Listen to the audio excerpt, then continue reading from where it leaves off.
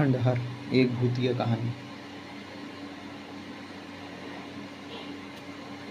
यह उन दिनों की बात है जब मैं कॉलेज का एक छात्र था। अपने कॉलेज से हम सभी एक जंगल में शिविर में गए। हल्की ठंड थी, इसीलिए रात में हम सभी पूरी तरह कैंप फायर के साथ नृत्य गायन आदि के लिए एक कार्यक्रम निर्धारित करते हैं। मुझे और मेरे सभी सहयोगियों को कैंप फायर के लिए लकड़ी इकट्ठा करने का काम सौंपा जाता था। मैं सभी के साथ बाहर गया, लेकिन जंगल की प्राकृतिक सुंदरता में भटकते हुए मैं अकेले ही दूर चला गया। अचानक आकाश में बादल भर गए और गरज के साथ बारिश शुरू हो गई।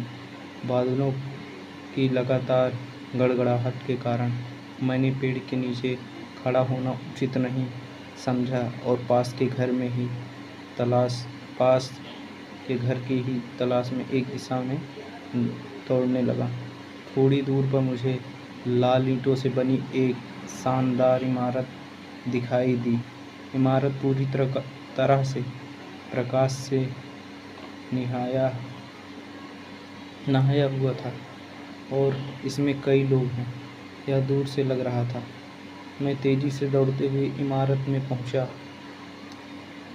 और सामने से आ रही एक खूबसूरत नर्स से टकरा गया।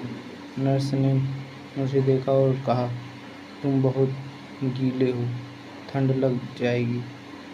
बाईं तरफ एक स्टोर रूम। बहन जूलिया ने मुझे वहां जाने वाले किसी भी व्यक्ति को दूसरे सूखे और साफ कपड़े देने के लिए कहा है। वह आपको कपड़े देगा। मैं आंसुओं के साथ बहन जूलिया को देखता रहा।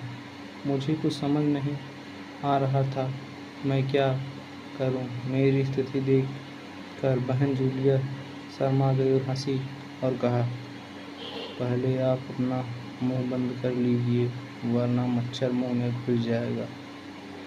और अब जाकर जैसा मैंने कहा है वैसा ही करें। मैंने सर हिलाया, बहन की दिशा में जाने के लिए हल्के से सिर हिलाया। अभी कुछ कदम ही चले होंगे कि किसी ने मेरे कंधे पर हाथ रखा। मैं सपने में लौट आया और सेना की वर्दी में एक युवक को मुस्कुराते हुए सामने खड़ा पाया।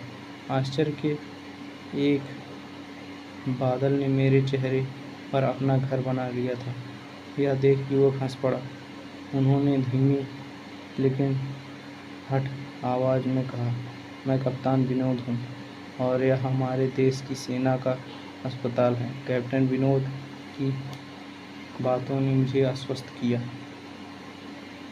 मैं धीरे धीरे सामान्य हो गया और मैंने कप्तान विनोद को सिस्टर जूलिया के शब्द बताए। यह सुनकर कप्तान विनोद के चेहरे पर रहस्यमय मुस्कान फैल गई और उन्होंने कहा, तो सिस्टर जूलिया से मिले? हाँ, तुम्हारा क्या मतलब है? कुछ नहीं, चलो तुम सूखे कपड़े दे दो, इसे बदल दो, वरना ये वाकई ठंड पकड़ लेगी। और मैं कप्तान विनोद के पीछे एक बड़े कमरे में पहुंच गया। कमरे में चारों तरफ हरे पर्दे थे। एक बड़ा बिस्तर एक तरफ पड़ा था और उसके सामने एक सोफा था। बीच में एक मेज थी जिस पर 2 गिलास ब्रांडी की एक बड़ी बोतल, 1 या 2 पत्रिकाएं पड़ी थी।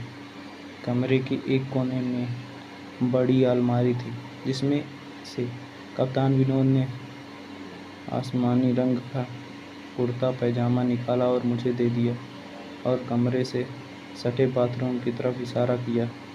जैसे ही मैंने बाथरूम से कपड़े बदलना शुरू किया, मेरी नज़र बाथरूम में एक दीवार पर पड़ी। वहाँ खून के छींटे से भरी थी। यह देखकर मैं डर गया और जल्दी से बाहर निकलने के लिए इधर उधर हो गया कि मैं खुद को बाथरूम में लगे आईने में देखकर चौंक गया। मेरा पूरा शरीर दर्पण में दिखाई दे रहा था, लेकिन मेरा सिर मेरे शरीर से गायब था।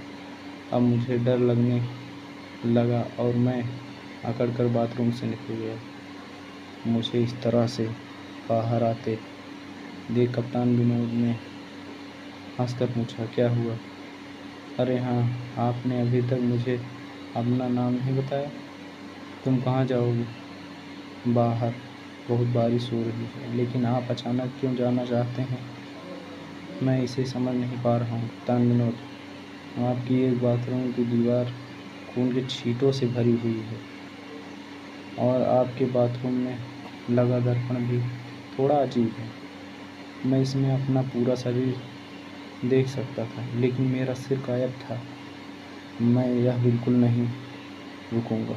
मैं बारिश में भीगने वाले अपने शिविर में जाऊंगा। कहते हुए मैं कमरे से बाहर जाने वाले दरवाजे की ओर बढ़ा। रुक जाओ! फिर कप्तान विनोद की जोरदार आवाज़ गूंज उठी। तो आपने सब कुछ देख लिया है? तुम्हारा मतलब क्या है? मेरी आवाज़ में डर भर गया था। आपका जो भी मतलब है, जब तक मैं आपको कुछ नहीं बताता आप यहाँ से नहीं जा सकते। क्या बताना चाहते हो? आज तक कोई नहीं जान सका, कोई भी आज तक नहीं जान सका कि मैं क्या जानूँगा। प्लीज़ अब मुझे जाने दो। मैं डर गया। नहीं, बिल्कुल नहीं। और आपको मुझसे डरने की ज़रूरत नहीं है। हर किसी की रक्षा के लिए सैनिक मौजूद हैं।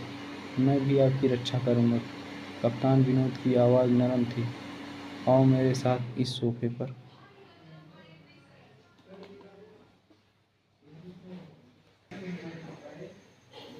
आओ मेरे साथ इस सोफे पर बैठो।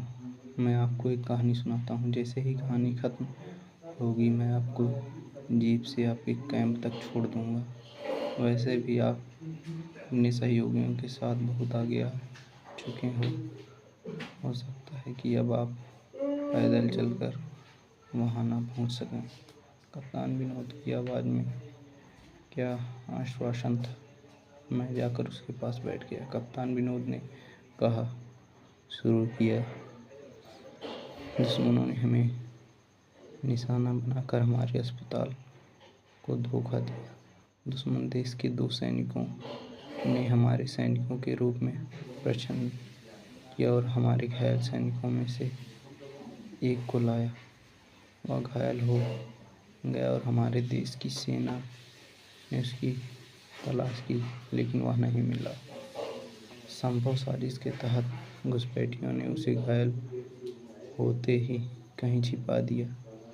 अचानक सभी खोए हुए सैनिक को उनके अस्पताल में घुस पाया गया और आगे की जांच के बिना घायलों को ले जाने वाले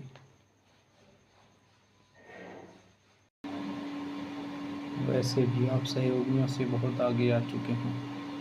हो सकता है कि अब आप पैदल चलकर वहां ना पहुंच सकें। कैप्टन विनोद की आवाज़ में क्या आश्वासन था। मैं जाकर उसके पास बैठ गया। कैप्टन विनोद ने कहना शुरू किया, दुश्मनों ने हमें निशाना बनाकर हमारे अस्पताल को धोखा दिया। दुश्मन देश के 2 सैनिकों ने हमारे सैनिकों के रूप में प्रचंड किया और हमारे घायल सैनिकों में से एक को लाया। वह घायल हो गया और हमारे देश की सेना ने उसकी तलाश की, लेकिन वह नहीं मिला।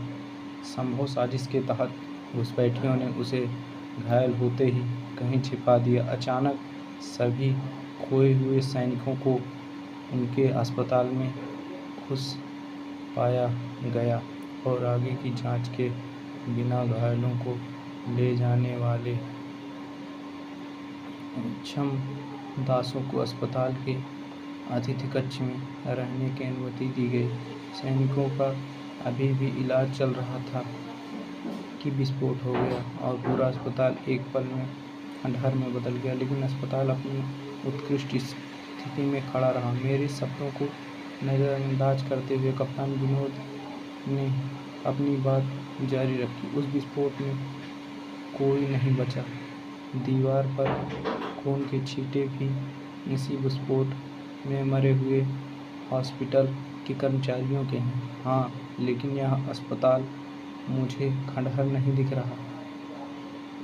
जवाब में कप्तान विनोद के चेहरे पर एक गुप्त मुस्कान फैल गई और उसका चेहरा अजीब भावनाओं से भर गया। मैं उसके चेहरे को देखकर अंदर से चौंक गया। फिर भी मैंने पूछने की हिम्मत की, आप उस विस्फोट के बारे में कैसे गए? विस्फोट के बारे में कैसे गए? यह सुनते ही कप्तान विनोद ने मुझ पर हंसते हुए कहा, यह कहानी केवल 10 साल पहले की है और मैं 50 साल पहले मर चुका हूँ। उन्होंने आगे क्या कहा मुझे कुछ नहीं पता। जब मुझे अपने चेहरे पर गीलापन महसूस होता है तब मैं नींद से जाग जाता हूँ। मेरे चारों सहपाठी और शिक्षक मेरे आसपास खड़े थे। जैसे ही मैंने आंखें खोली मेरे सिर ने कहा, भगवान का शुक्रिया, आप जागरूक हैं। तो क्या मैं बेहोश थी? हाँ, तुम जंगल में कहाँ भटक गए थे जब सब लोग लौट आए और तुम नहीं आए? हम सब तुम्हें ढूंढने के लिए एक साथ गए। काफ़ी दूर जाने के बाद हमने एक जीप को आते देखा जिसमें एक सेना का आदमी आपको पीछे की सीट हमारे शिविर में ढूंढता हुआ आ रहा था। उसने भी हम सबको अपनी जीप पर बैठाया और कैंप से निकल गया। हमने उन्हें बहुत रोकने की कोशिश की लेकिन वे यह कहते हुए चले गए कि यह अब नहीं रुक सकता। जब हमने आपकी बेहोशी और उन तक आपकी पहुंचने के बारे में पूछा तो हमने कहा सोमेश बताएगा और जो कुछ भी वह बताएगा वह सचमुच होगा। सबकी उत्सुकता आंखें देखकर मैंने धीमी आवाज़ में पूछा, क्या उसका नाम कैप्टन विनोद था? सर ने हाँ, मैं अपना सिर हिला दिया। मैंने सभी को वहाँ चलने के लिए कहा जहाँ से सभी ने जीप देखी। पहले तो प्रधान तैयार नहीं थे लेकिन वे मेरे इतना कहने पर सहमत हुए। भोर होते ही हम दूसरी तरफ चले गए। मैं उस स्थल पर पहुँच गया और गहरे आश्चर्य में डूब गया। एक अजीब सा खंडहर था। टूटे हुए पत्थर पर लिखा था आर्मी हॉस्पिटल।